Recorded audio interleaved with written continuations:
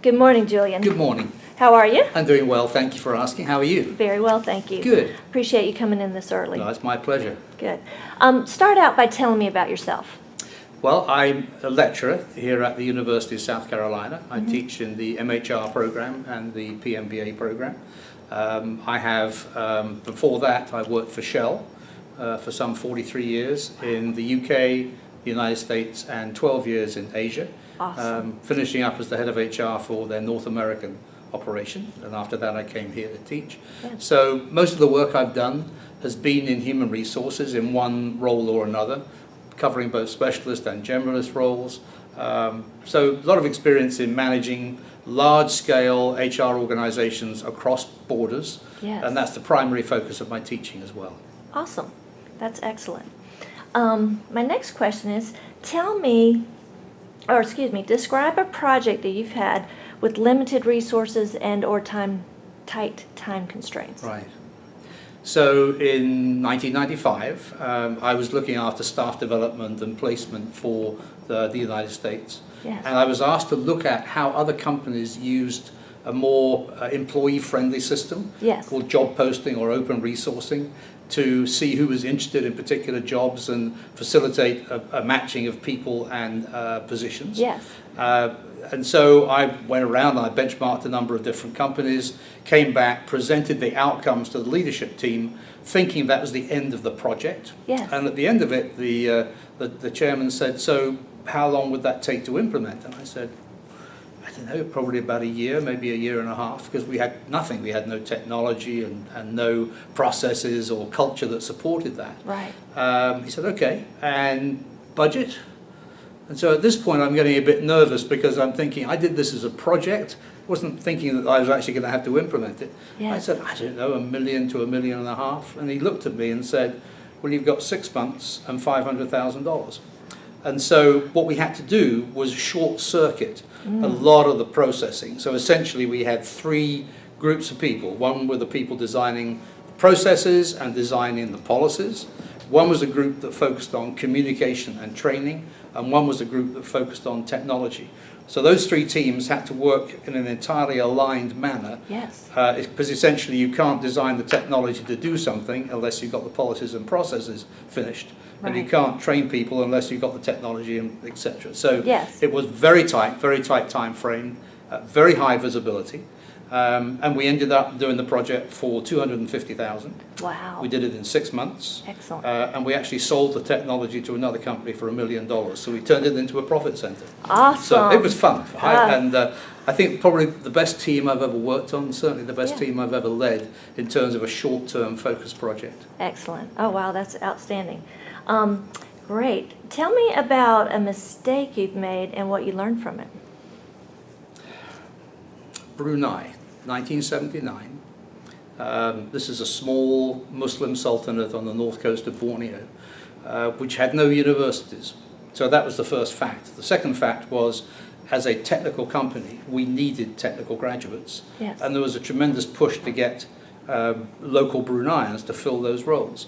So the solution was to send them off to universities either in the UK or Australia or the United States and pay for their degrees, pay for their books, their tuition, their housing, gave them a small stipend, and we'd fly them back to Brunei twice a year.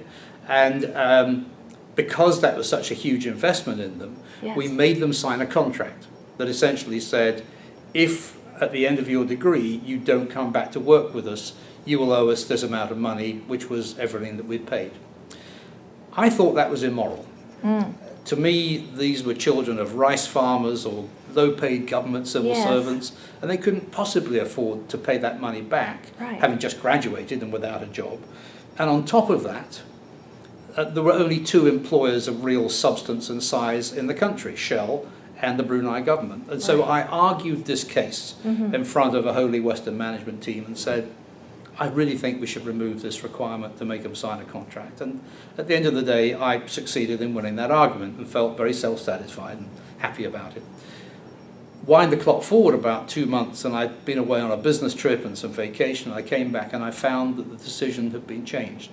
And I was furious. And so I went and spoke to my boss, and he said, come down and meet some of the students. I think you'll get a different perspective. And so I went down, met with the students, and they said, we're so glad you changed your mind on the contract. I said, oh, tell me, why is that? They said, well, when you made us sign a contract, we realized you were committed to us and that you really wanted us to work for you. When you didn't make us sign a contract, we realized you didn't care if we worked for you or not. And you were not really committed to us. It was just a financial transaction. So what I learned from that was, you can have two groups of people with very different cultural assumptions, Yes. look at exactly the same set of circumstances, and come to conclusions which are 180 degrees different. Yes. And it really made me always ask that question. How could somebody else see this? How would they interpret this? How can they, how is it going to impact them Yes. from their perspective rather than how I think it should impact them from my perspective? Yeah.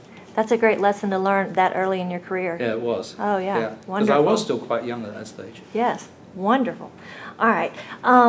Give me an example of your ability to deal with unexpected change. I think the one that springs to mind, and it's a particularly personal one in the business context. Yes. I'd spent 6 to 8 weeks negotiating a major labor contract in the US. Yes. We've been working very long hours. We were sequestered with the union for most of the time. And at the end of it, the last vote came in and they ratified the contract, and I was just completely exhausted at the end of it. Yes. And I went into work on Monday morning expecting to clean up administrative work I hadn't done, performance appraisals I needed to write, catch up with a whole variety of things that had been going on while I was away. And I had a phone call from the head of our security organization saying, I'm afraid that so-and-so has been on a crash, on the Turkish airliner crash that went down at Schiphol Airport. And so I had to put everything on hold and go from being at a low level from an energy perspective to, and very much in a confrontative mode, which is how the contract negotiations were, to being a caring, sympathetic human resource professional for a family that was grieving the loss of their father and their husband. Yes. And that was difficult. I think the outcome of it was there was no good outcome for somebody dying. Right. But in terms of that family feeling as though they were supported, Yes. that their husband had worked for an organisation that cared, Yes. and showing that in a demonstrable, practical, human sense. Yes. I think we achieved that. Good. But it was a change I hadn't expected, and I had to completely shift gears Absolutely. from confrontation to comfort, and that Yes. wasn't easy. No. That's a tough situation to be in for sure. Yeah. All right, one more question. Tell me about a time you had difficulty with a peer.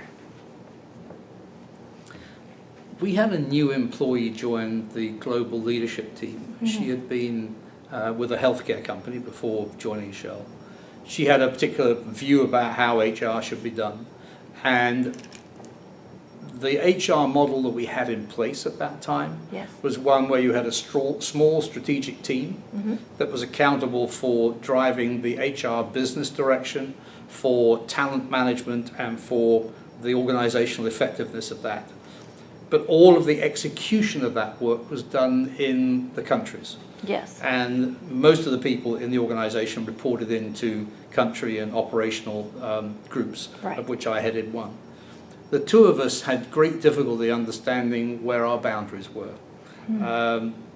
She was insistent that was she not only going to direct the strategy, she was going to direct the execution. And from my perspective, I felt as though I had the accountability for the execution. Yes. So my main accountability was to understand her requirements and then get those executed, not to be told what to do and how to do it.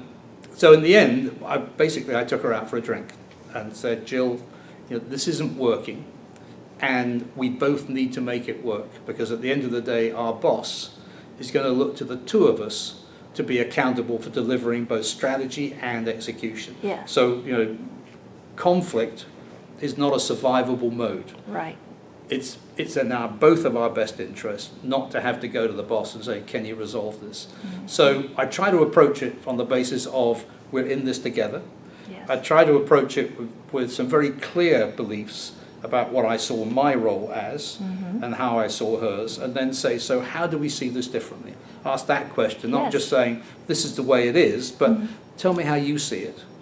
That seemed to open up the doors of understanding. I wouldn't Wonderful. pretend that it was perfect. Right. I think it takes a long time to forget how you've worked before. Yes. That builds into your sort of DNA about how you believe work gets done. Yes. But I also saw it as an accountability, to be honest, as a long-term employee. Absolutely. To try and help a new employee, even though she was a peer, same level as I was, and had the same breadth of accountability. Yes. I felt it was important to show some mentorship and some humanity, some understanding, to try and make her successful Yes. as a peer, rather than saying, this is a win-lose. There's my turf, there's your turf, and I'm just going to defend mine. So Right. I would not claim it to be 100% success, Right. but I think the methodology I used, I've seen work before. I have used it before about listening for understanding, Yes. trying to find common ground, Yes. and being clear about how you see the problem, but inviting them to give their perspective on how they see the problem as well. Those all seem to work to me as a way of solving difficult peer relationships. Because it doesn't matter if you don't like each other. It's nice if you do, but it does matter that you respect each other and understand where the other person's coming from.